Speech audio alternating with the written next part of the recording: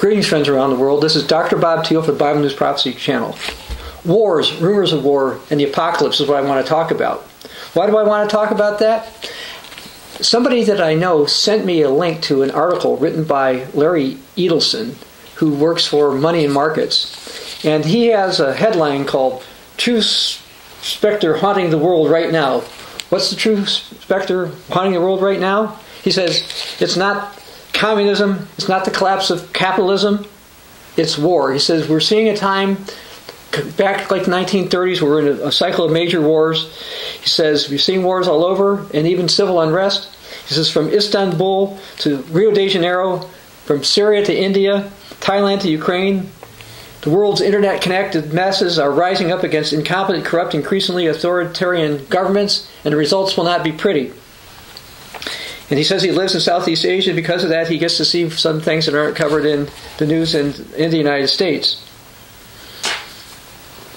And he tries to tie all this into investing. But here's various conflicts that he says.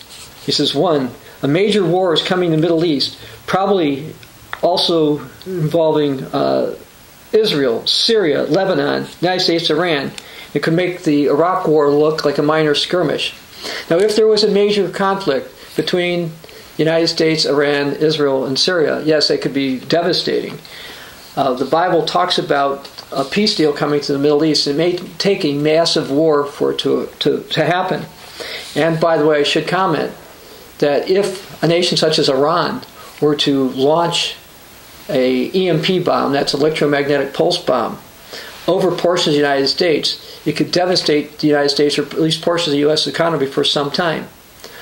Iran also is believed to have at least nuclear materials to do dirty bombs. They've been allegedly trying to develop a nuclear bomb. The United States keeps trying to stop them from doing that.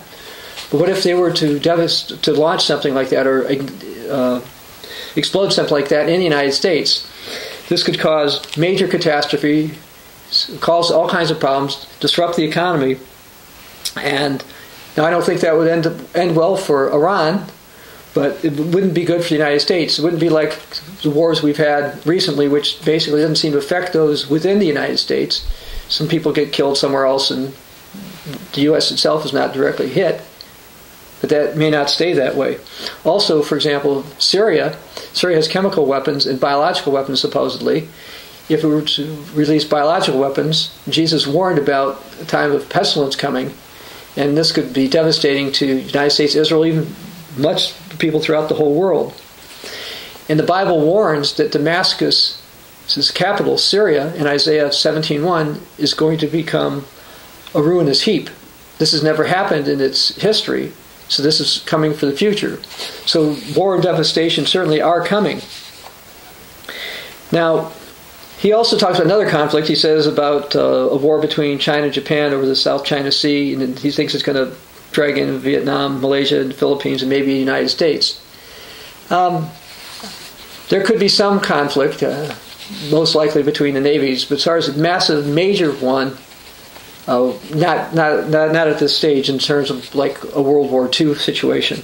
The Bible actually says that the time is going to come when the Asians are going to get together to help destroy the rising Babylonian power.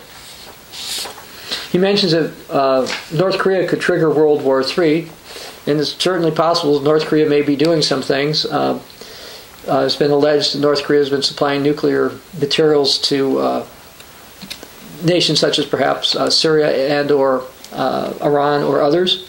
I don't know about the details of that, but certainly something like that could cause devastation. And then he also says Europe is about to break in two. Now this is kind of interesting, I'm saying about Europe is going to break into two. Because if you take your Bibles, what you'll find is that the Bible warns in Daniel chapter 2, verses 41 through 43, that the end-time European power is going to be a mixture of clay and iron. So it's going to seem like it's split and broken up. He says it's going to break up. And he says that he expects civil conflict may come there. And I agree that civil conflict certainly may come into Europe. The Bible in the book of Revelation, chapter 13, verse 4, talks about a warring power rising up, and people wondering how this could have happened. And what happens now is that you've got Europe that's trying to figure out what to do about Russia. You've got a Europe that's trying to figure out what to do about its own economy. We're probably going to see civil unrest over there. And this may result in military leaders rising up, and one of them is going to eventually be the beast power that is warned about. He also mentions he thinks Egypt is on the verge of civil war. And let me say this. The Bible in book of Daniel chapter 11, verses 40 through 43, talks about the time of a power rising up called the King of the South, which will include Egypt. In the book of Ezekiel chapter 30, verses 1 through 8, it also talks about a confederation involving Egypt. That confederation does not currently exist unless the Arab League were to turn into it. But the current governments running Egypt are not inclined this way, so we're going to see some kind of change coming in Egypt. He also mentions that a nuclear-armed Pakistan is descending into chaos, so he thinks that might cause problems.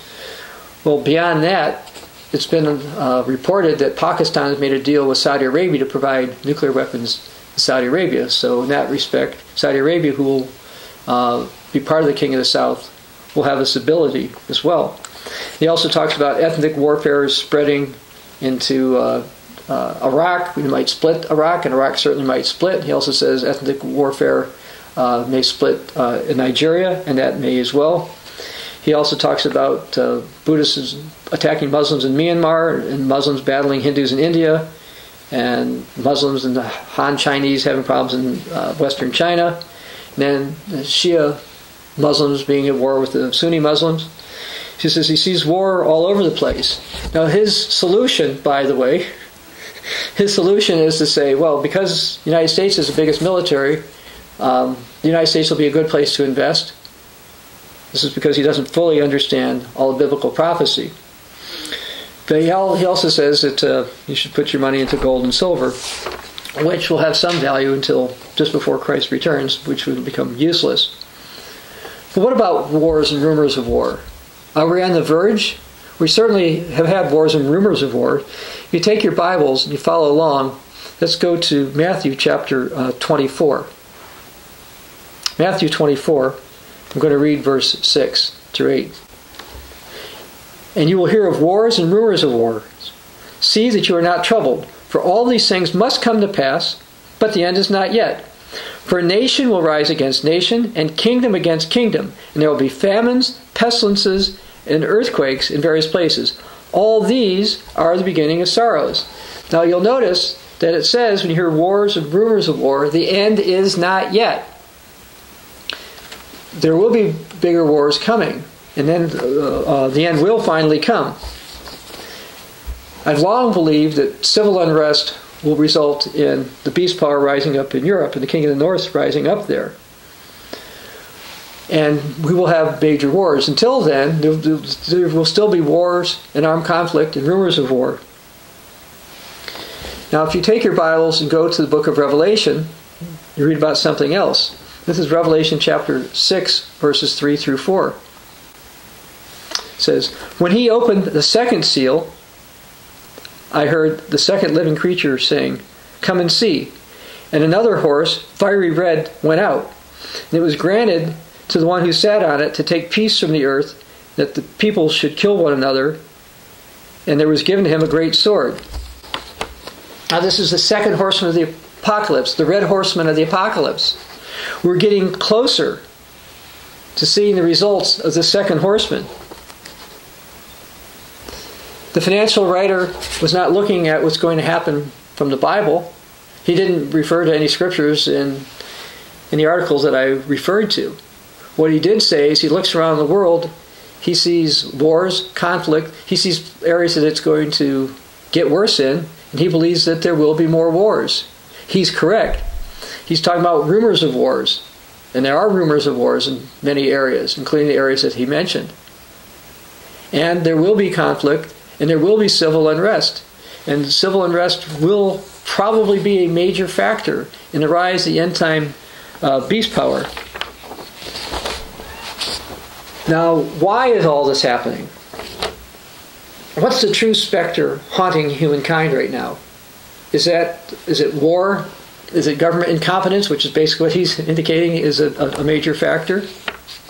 Well, those are all factors. But really what's going on is we're getting close to the 6,000 years that God gave humankind to rule itself, cut off from him.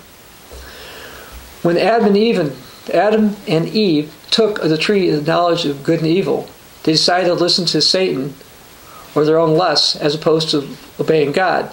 So God put them out of the garden and gave humankind 6,000 years to rule itself.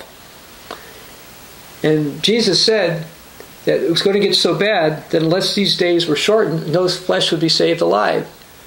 So he mentioned the beginning of sorrows. He talked about wars and rumors of wars. Those are just things that will happen prior to the end of the 6,000 years. We're getting closer and closer and closer to that. Now at the end of the 6,000 years, the time of Jacob's trouble will begin. That's referred to in Jeremiah 30 verse 7. And that's also the time that will begin with the Great Tribulation that Jesus talked about in Matthew chapter 24 verse 21. However, it is to be preceded by a rise of false religion and ecumenism, which is also related to the first horseman of the apocalypse. Wars and rumors of war, which is referring to the second horseman of the apocalypse. Famines and food shortages, which is related to the third horseman of the apocalypse. And pestilence and death, which is related to the fourth horseman of the apocalypse. So yes, we are seeing now a time where the results of the second horseman are getting closer and closer. So what's the specter that haunts humankind? War? Yes, but that isn't the true specter that haunts humankind. What haunts humankind is the fact that humankind has turned away from God. By turning away from God, humankind is getting closer and closer to destroying itself, including through instruments of war. But the good news is that ultimately, Jesus' kingdom will come, and these issues will be gone, as it says in Revelation 7 verse 16. And after the millennial reign of Christ, we'll have a time where there's no more sorrow, no more war, no more tears, as it says in Revelation chapter 21. That good news is coming, but we do face wars and rumors of wars prior to that time. This is Dr. Bob Thiel for the Bible News Prophecy Channel.